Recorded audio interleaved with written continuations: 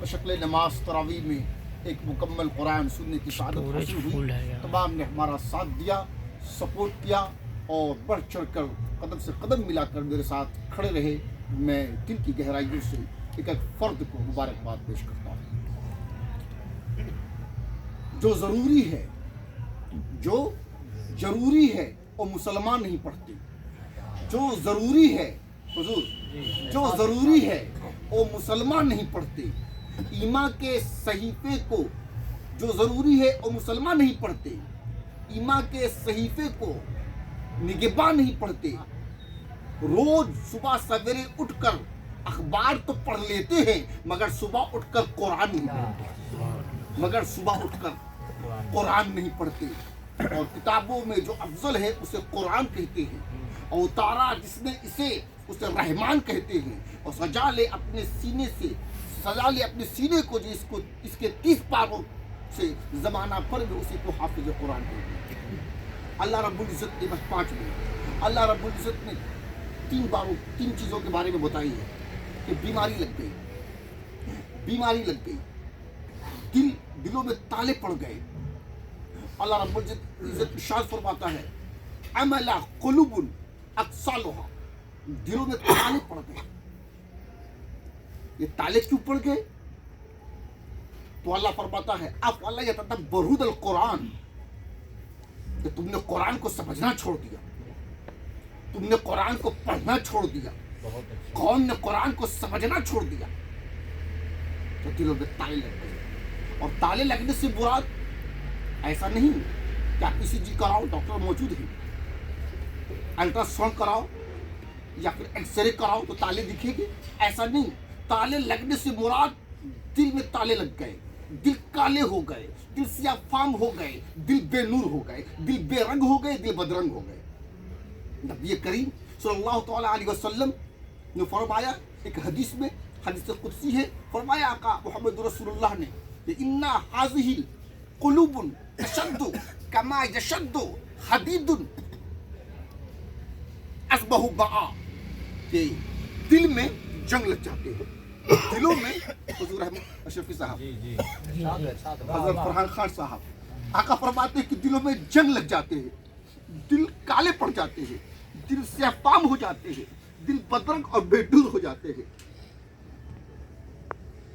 تو صحابہ پریشان ہوئے. اب بلکہ آقا محمد صلی اللہ علیہ وسلم نے مثال دے کے فرمایا کہ دلوں میں جنگ لگتے ہیں جیسے لوہے میں جنگ لگتے ہیں. لوہے کو جنگ لگتا ہے پانی سے، لوہے کو جنگ لگتا ہے پانی سے.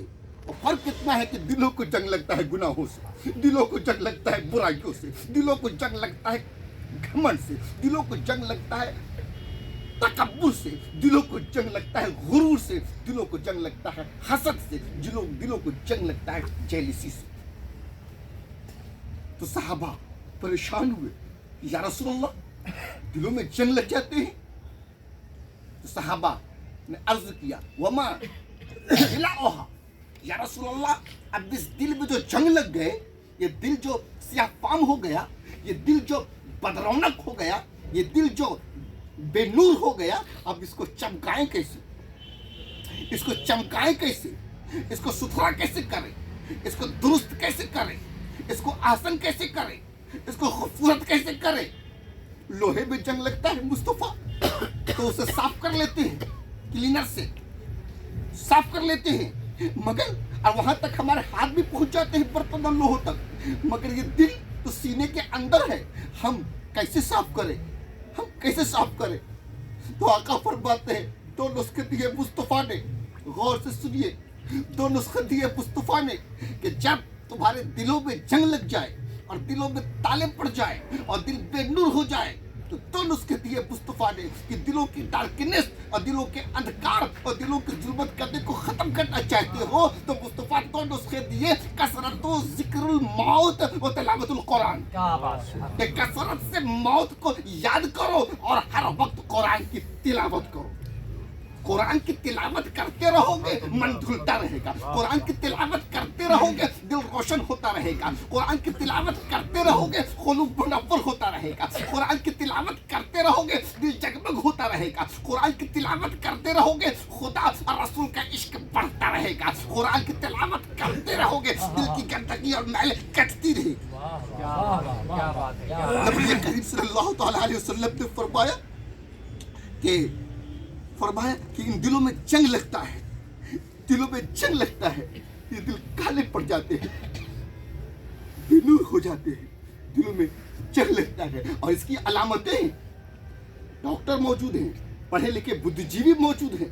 किसी को देखो जब दिलों में जंग लगते हैं, मेरा दिल बीमार हो जाता है, रूह बीमार हो जाता है, तो माशरे में क्या हालत बनती है, क्या जाहिर होता है।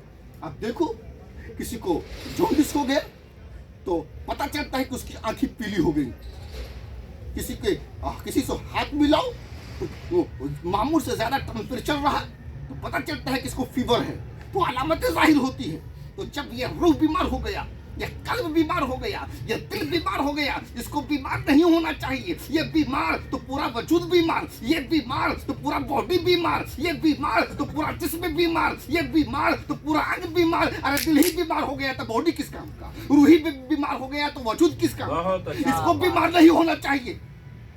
जब ये बीमार हो गया तो ये फिर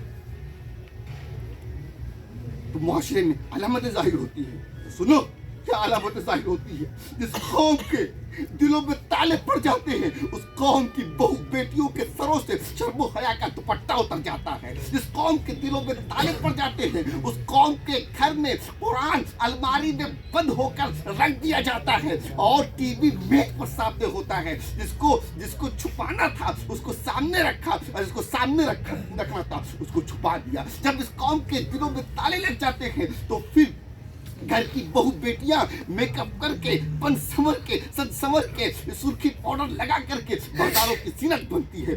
जब इस कौम के दिलों में ताले लग जाते हैं तो हमारे नौजवान बूढ़े सड़कों पर अड्डेबाजियों में ताशबाजियों को नहीं छोड़ते मगर रब करीम की नमाज छोड़ देते हैं, कुरान की तिलावत छोड़ देते हैं। जब ये कौम के दिलों में ताले लगते हैं तो फिर होता ये है कि नौजवान जुमा की नमाज छोड़ देता है मगर क्रिकेट मैच नहीं छोड़ता, क्रिकेट की कमेंट्री नहीं छोड़ता, ड्रीम 11 नहीं छोड़ता, इंस्टाग्राम नहीं छोड़ता, फेसबुक नहीं छोड़ता, रब की नमाज छोड़ देता है, कुरान की तिलावत छोड़ देता है।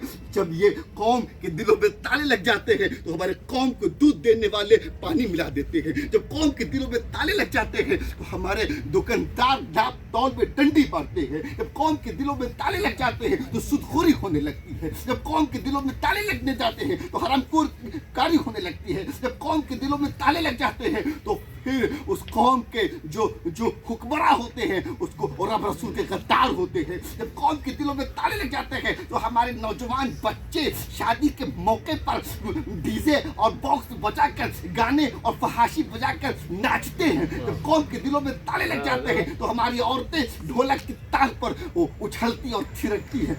ये होता है इसलिए होता है कि रूह बीमार हो गया। तो मेरे दोस्तों आका मोहम्मद सल्लल्लाहु अलैहि वसल्लम फरमाते हैं कि फिर जब रूह को बीमार हो गया तो रूह जब बीमार हो गया तो फिर इसे क्या करना होगा, इसे ये करना होगा कि आप कुरान की तिलावत करें।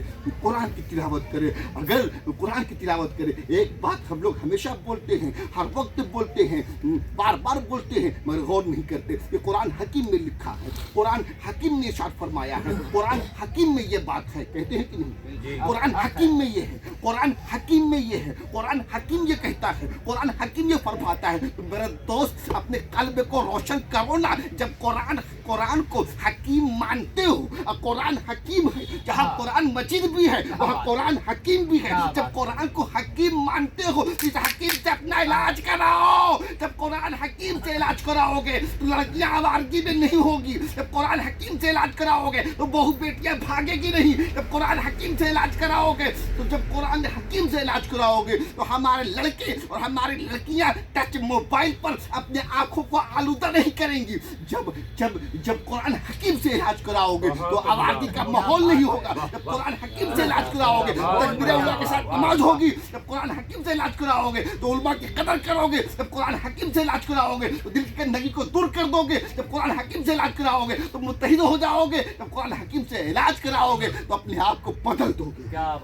لیکن آج ہوا کیا کہ ہم نے قرآن کو سمیٹ کر, قرآن کو لپیٹ کر, ہم موٹے موٹے گلاس چڑھا کر اونچی جگہ پر رکھ دیا ہے. اتنا اونچا رکھ دیا ہے جیسے لگتا ہے کوئی واسطہ نہیں. میرے دوستو, اللہ کے واسطے قرآن سے رابطہ قائم کیجئے. قرآن سے اپنے رشتے کو مضبوط کر لیجئے. قرآن سے روح کا رشتہ ہے. قرآن رشد و ہدایت, قرآن رشد و ہدایت, قرآن رشد و ہدایت. قرآن مومنوں کے لیے رشد و ہدایت ہے. اللہ کے رسول یہاں قرب قیامت کی 72 نشانیاں فرماتے ہیں. اس میں سے ایک نشانی یہ بھی فرمایا ہے کہ آج قرآن ہماری امت پر ایک ایسا وقت آئے گا کہ قرآن کو خوب گھروں میں سجایا جائے گا, ڈیکوریٹ کیا جائے گا, الماری میں سجایا جائے گا, تاج پر سجایا جائے گا, کمرے میں سجایا جائے گا, مگر قرآن پڑھنے والا نہیں ہوگا.